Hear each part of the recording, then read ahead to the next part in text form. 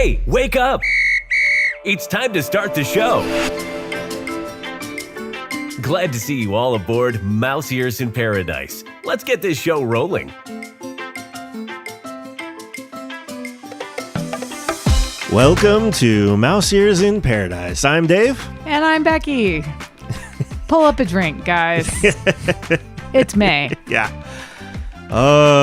Which means crazy time, at least around here, for our family with the kids and end of school year stuff happening, and then summer stuff starting up already for swim team stuff. Like, I know. Have you seen the meme? May is just December in a tank top. Oh, wow. I like it. Yeah. That's a good way of putting it. It's like, there's just a lot of programs, lots of things. Every day there's something. Every day there's something. The logistics that we have to take into consideration. Yeah. It's wild. It's wild. So hats off to everybody else dealing with it as well. And those that aren't must be nice. Tell us about that. Enjoy it. Savor it. All right. So we've got a bunch of things we're going to talk about. We're going to talk about our May the 4th experience. We're going to talk about some discount stuff, some changes to the cruise situation. And of course, the biggest announcement that Disney made, I think, since the last time we all chatted with you, was about Disneyland's new park that's coming. I know. It's crazy and wild. I know. So let's start off with May the 4th. We, May the 4th be with you. Star Wars Day. We tried to celebrate in our home, and it didn't go quite as planned. Now, Becky did a great job. She had a bunch of decorations, put them up all over. So the kids came down and they, got to see, looked like Grogu visited us. Yeah, it did. Baby Grogu visited.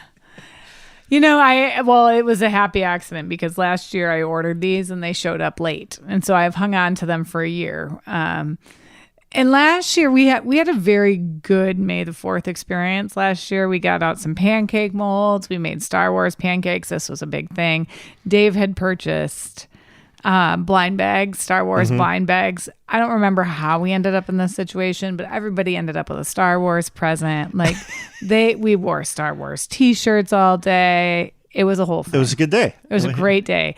So naturally this year, everybody was very excited because they feel like it's a holiday. And so we again started out with Star Wars pancakes, which was pretty successful. So we have in our house, courtesy of Jeff Bam. He probably doesn't even remember that we have this. But we'll give him a shout out. The Star Wars Galaxy's Edge official Black Spire Outpost cookbook. And I think he got it on like pre-release. He had it ahead of time. And I was like, oh, those look fun. I'll make some. And here we are maybe 3 years later making it. And so we had decided we were going to make these noodles, which they wanted us to use glass noodles and then dye them with tea bags. And I thought, well, my kids aren't going to eat glass noodles. So I Google on the internet, like how to dye spaghetti noodles. And there's actually a lot of ways to dye spaghetti noodles. And so I was like, I'll just do this. And so the first thing, like one of the ways you can do it is you can just boil it in food coloring. So I put a bunch of food coloring into our water, put in the fettuccine, like nothing. You can tell... Like not a thing. No, it's not even like a slight tinge. Not even a tinge. Nothing. No, not even close. And so then I'm like panicking. So then I start Googling again. Well, if you put 20 drops of food coloring in with 2 tablespoons of water in a Ziploc bag and put your noodles in there, it'll turn them blue. Like that's a lot of food coloring, but okay. So we do it, put them all in. Nothing. Like it did not work for me at all. Yeah, there was some panic happening in the kitchen. And so then by the time we put the dinner on the table, people were mad. High expectations, high hopes. High expectations. So not only this year did we not purchase presents for people. I had not remembered doing that until it was the day before. And she was like, did you get anything? I was like, for what? Like, I didn't remember getting them stuff. I think it was... I think I had the stuff, and I was like, oh, I think I had gotten it for the Disneyland trip, for the band trip, and then like I hadn't given it to them. That adds up. And then I was like, well, this is a good time to use it. It'll work. And so it was just by chance kind of I had it. It wasn't like a big thing I had gone out to do. Well, clearly I need to be more thoughtful next year. Yeah, I mean, we looked. We could have purchased stuff at Target, but it was like, really, do we all need $6 blind bag? We just don't. Like, we just don't need that in our life. They're going to get opened and tossed. Yeah. But, so anyways, it was not as successful this year as what it has been. And we did watch The Empire Strikes Back. Yeah. Which Drew talked through the entire thing. He had a lot of questions. Question a lot of questions. under the sun. And then it was, and to some degree, it's like, well, he had missed the other movies, so he was jumping into the story here, Fair. and so that was part of the problem. That's fair. It's my favorite one, so I put it on. Which is totally. I get it. But yeah, I think that was, it was like, well, and you know, it's like he sees the Darth Vader. I know. So it's like, well, here's the spoiler, bud. Sorry. I'm sorry. That's I okay. didn't think He about won't, that. I don't think he's going to remember all that. He probably so won't. It'll be fine. Yeah, I don't know. But we tried. We gave a valiant effort to Star Wars Day. Sometimes you win, sometimes you lose. Yeah. Well, you know, I think, you know, the noodles, you have to wonder if it's because we didn't use the right noodles. I could try with the glass noodles. The sauce was good. It had like a whole sauce that went with it. It was essentially a fettuccine, and it turned out good. But there were some other ones in there I would try maybe next time. The kids won't be as excited about them. They all have some kind of different ingredients, which makes sense, right? Like it's supposed to look Star Warsy and different, so it has stuff in it that... It's different just for the sake of being different. Correct. Yeah. So, anyways, we'll see. Well, We'll see. we made memories, not the ones we were hoping for, Yeah, but we made exactly. some memories. Exactly. So, nowhere to go but up next year, I guess. Yeah, that's true. And there's probably nowhere to go but down from last year. So there you go. There you go. All right. We'll aim for the middle. All right. So one of the other things, of course, like it was like the day after we recorded last time, they announced, I think it was a Disneyland 50% off for kids. Yeah, kids are 50% from May 27 to September 20, which means it's not going to work for us, but that's okay. Just ever so barely. It makes me want to plan a summer trip, and then I think, Well, that's what they're trying. I know. Well, it's going to working. work. If we had time, we could go. Believe me, we would be there. But it's going to be hot. But Yeah. it is a good deal. I do like this promo because, I don't know, it is a significant savings. It's a significant savings to have your kid tickets be 50%. We're almost out of where it actually matters, unfortunately. Like, I wish they would do, if you're staying on property and your kid is like under 18, maybe you actually got 50% off regardless of how old they were. Yeah. That would really be a game changer. Because is it 12? Is that 9? It's 3 to 9 only. So this is our last. So we have to, yeah. We'd have to go before July if you want it to really count. But yeah, they keep coming up with things. They want you to come. They would like you to spend your money. They would like you to spend your money. And it sounded like in the recent earnings report that they are seeing bookings looking better, I guess, in Q3. So I don't know what that's. I guess it's working. All these discounts. I think that they're doing. is. I think that's why it is because they're doing their hard push right now with so many different discounts. I know. No matter what you're doing, they're going. Well, they got to give something because people are done paying full price for Yeah. Disney, so they have to decide like what they're going to do. And yeah, and there's all these other looming economic things going on right now that I think got a lot of people concerned, and so I'm sure they're holding on to their wallets a little tighter than they were before. Yeah. I mean, it just costs more to be alive. So it does. Oh, you're breathing some oxygen. Here's your bill. So, I think it's interesting to watch. We'll see what they keep doing. And I'm glad because it certainly was reaching the place for us of being unaffordable. So this does bring it back into the range of like, okay, it's on the table still rather than being kind of off the table. So That's why we've been more focused on the cruises. It made more sense financially lately. For sure. Yeah. Cool. So one of the other things I wanted to share about was this article I saw on the Disney Cruise Line blog, where AT&T now offering a seamless land and sea international day pass. Tell me about this. AT&T Cellular customers now have another option for coverage while sailing the high seas. Today, AT&T announced a revamped international day pass, which aimed at simplifying the travel experience for cruise customers with seamless connectivity on land and sea with no additional charge to use on land the same day.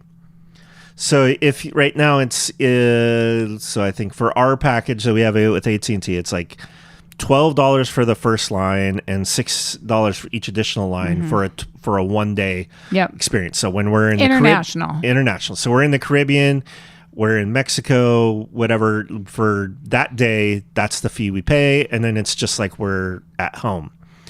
So let's see here. There'll be cover. Let's see here. It is at sea, $20 per device for 24 hours.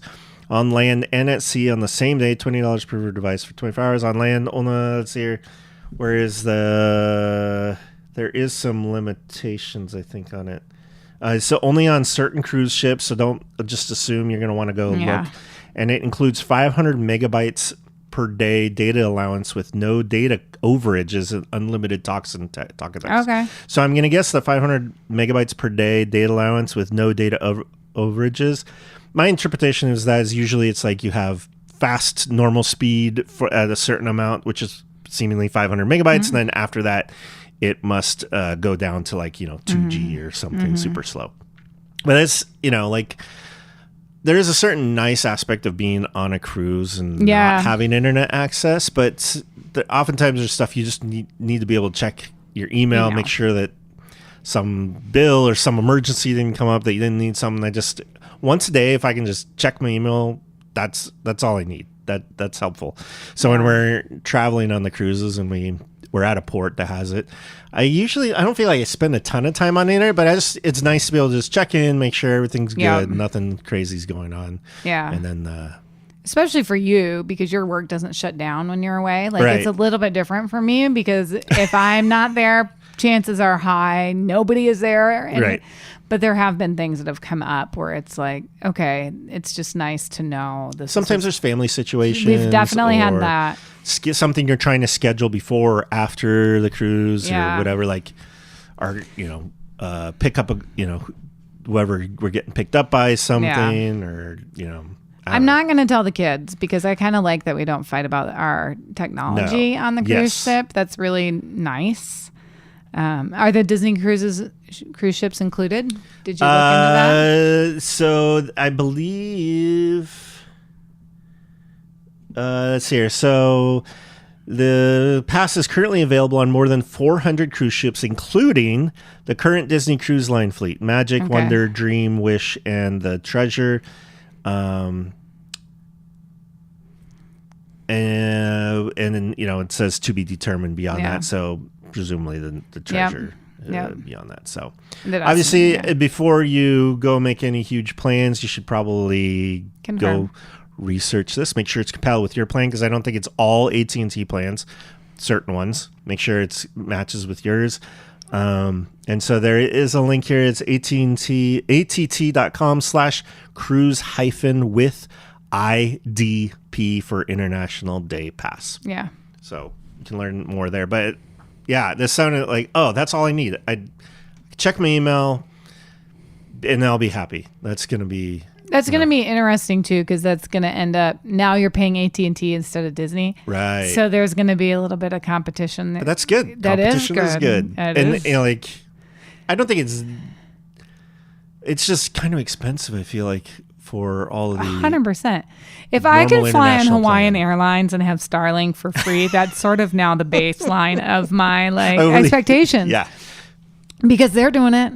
Yeah. They're doing it just fine. So now I know. If they can have a plane with 300 people that's doing it, it's not so much further to have a ship with 2,000 people on it be able to do the same thing, right? With a couple more satellite connection. So I totally agree. but I suspect they make it, a decent money off of that That's right what now, I think, and they too. probably aren't going to want to give that up. But I Yeah. think other cruise lines are starting to. Yeah, some people are. Even if it was down to $10 a day. Like, I need it to be a nominal fee instead of, Yeah. I don't know. Even then, I still don't want necessarily kids on it all the time. No. That wouldn't be my goal ever. But I it don't think is ever. nice to have cell phone access for sure. So Yeah. we'll see.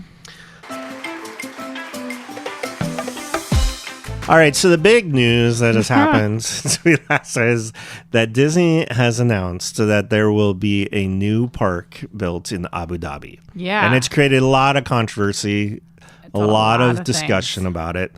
Certainly surprised a lot of people.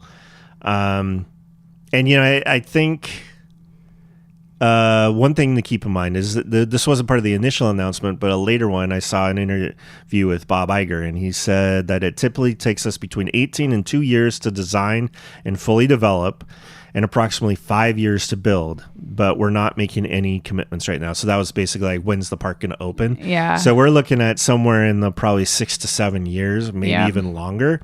A lot can happen Especially in the Middle East. yeah, if you think about what's happened in our lives in the last 7 years, Yeah. there's a lot that can happen in the political landscape and social landscape and Disney, like whether this happens or not, who knows, but it probably will in some shape or form, but it's going to be. And then the other thing that came in mind was, Abu Dhabi is obviously a very different place than Orlando, Paris, Shanghai is its own thing. Tokyo is its own thing. Abu Dhabi, like if you are of any context around like this island where they have all these parks and stuff like that, like SeaWorld's already there. Lamborghini has this huge thing there. I don't know that Universal does, but Warner Brother has a park there. Like Disney's not the first ones there. To a certain degree, they're playing catch up with all the other companies to be there. So I kind of expect.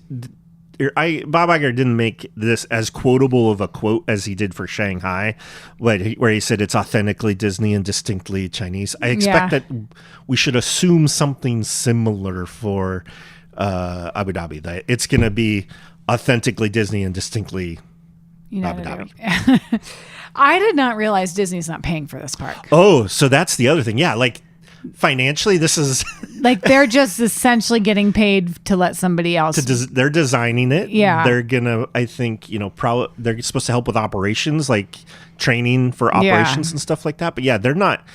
They're getting paid licensing for all this, and they're not actually having to put out any money. So like it's kind of, if you think about again economic world right now, like this is pure.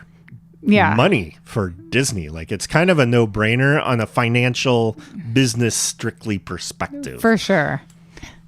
Yeah, it's been interesting. I had a lot of people reach out about like, can you believe this? And I was like, I kind of can't. Like, it is a little bit shocking just because it's so not American. Very not American. It's so not American. And like, yeah, China's not American, but like I feel like this is a step further in a lot of further, ways, right? And like the way that they treat people who are different and the way they treat women, for sure. Like it's just a different area of the world. And so I do find it a little bit interesting that they're like, now that I understand that they're not putting money out, I guess my reaction is a lot different of like, oh, well then of course they're going to let that because they need the income. Right. But I am kind of surprised, like, oh, that's interesting that you're going to go that route. Well, like, I mean, that was kind of, I think, to Tokyo and Shanghai were somewhat in that degrey of similar type of things. They were at least split or even fully not paid for by Disney. So I think one of the positive things I saw out of this was, they'll use this as an opportunity to do research and development. They're going to want the latest, greatest, coolest, newest thing, and then hopefully we'll benefit from it. I know. At the other parts. Then they'll rebuild it someplace else. That is true. I also suspect that, like most of the parks that are in this island area that for this are indoor. I think SeaWorld's the only kind of like outdoor one for probably obvious reasons. Yeah. But I wonder how that's going to flavor things too. If you imagine an entirely like indoor Disney park. Yeah, what does that mean? It means smaller rides for Probably sure. smaller rides. Yeah. And they've also hinted that it's going to be a different kind of Disney park experience. More of an experience than a park. Perhaps. Maybe. Yeah, maybe. I mean, I don't know if they really guessing. know. Yeah, I don't know. Yeah, it'll be interesting to see what they come up with and what that ends up at. I mean, I wonder how much they got paid for the announcement to a degree. Like, right. What is exactly the deal? Because I bet they got some money up front to be able to make the announcement and use their name. And I bet they'll deliver to some degree. But yeah, I don't think we're going to get a new Tokyo Disney Sea out there. No, that's not no, what no, I think no. I don't think that's what it's going to be either.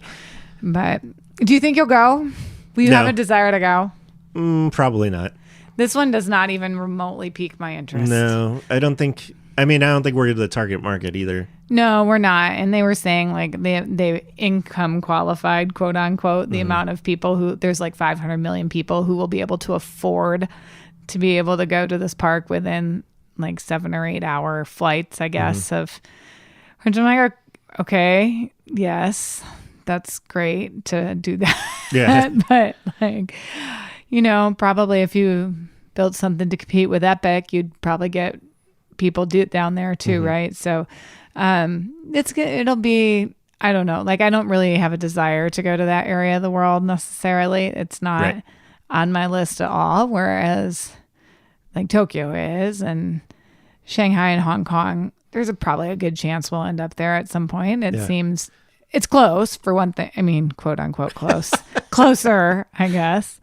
But I don't know. It's just an interesting choice to see, you know, Bob Iger up there with the Arab men like making this deal, and you think, well, that's fascinating. Yeah. I mean, all those parks, as I understand, are pretty much considered to be high luxury destinations. And so this will also probably be a high luxury destination. Yeah.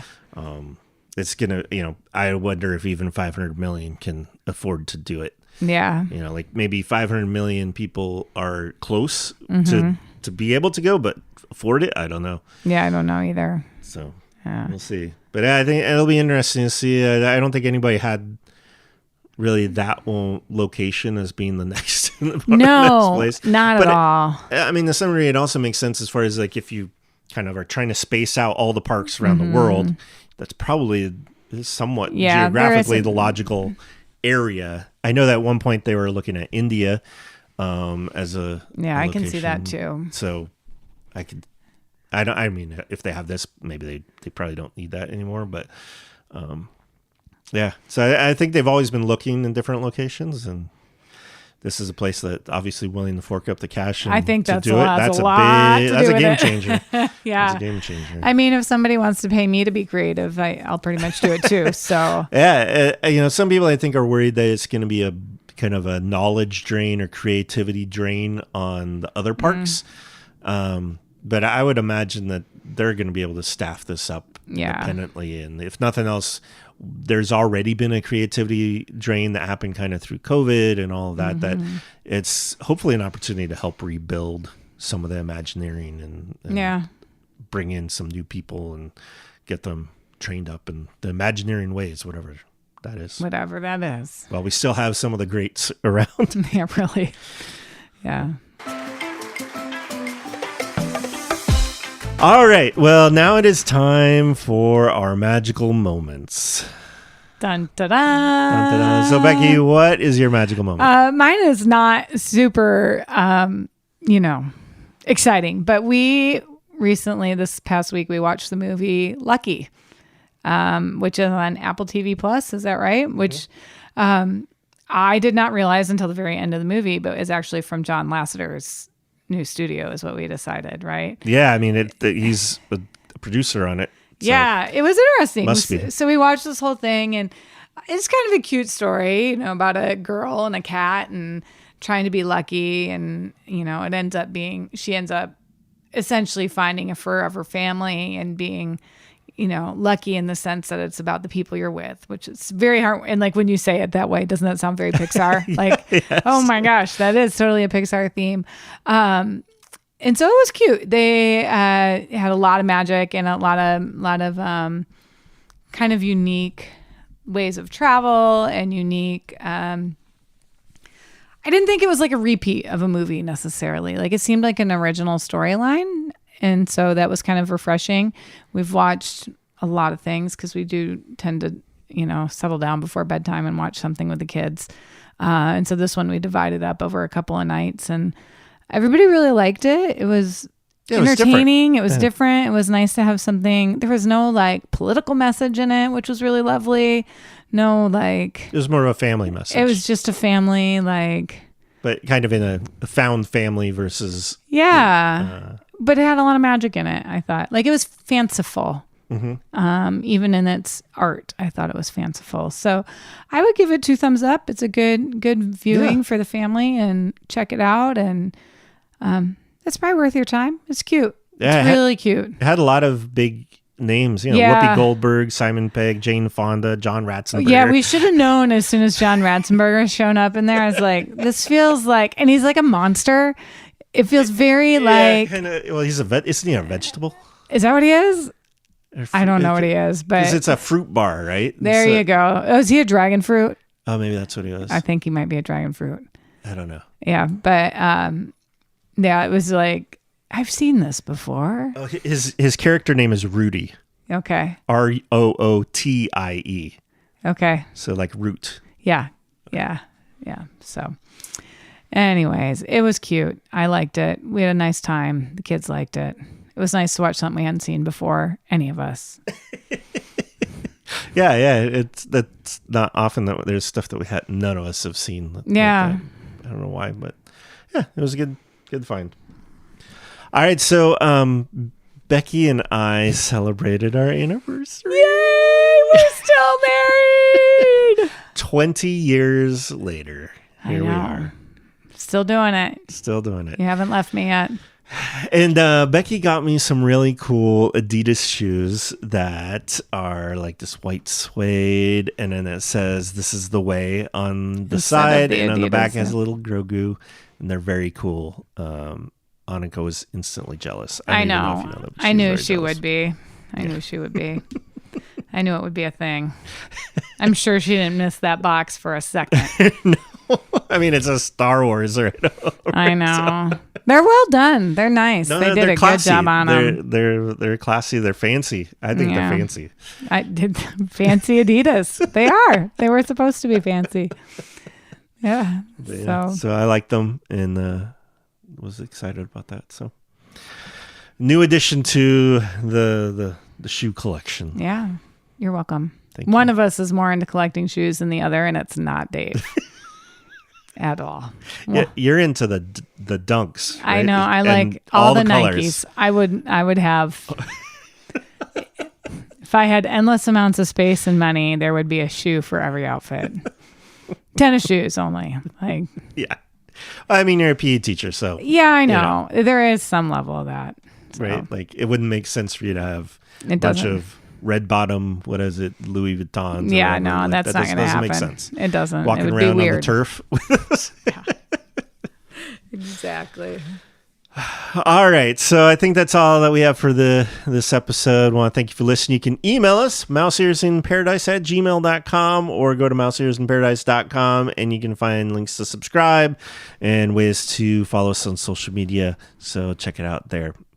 Or if you're looking for a previous episode, trying to figure out where that episode is, you can find show notes on all the episodes there and do an easy search. So check it out, mouseearsinparadise.com. All right, that's everything. We'll see you next time. Have a great day. Bye. Applause. We hope you've all enjoyed the show.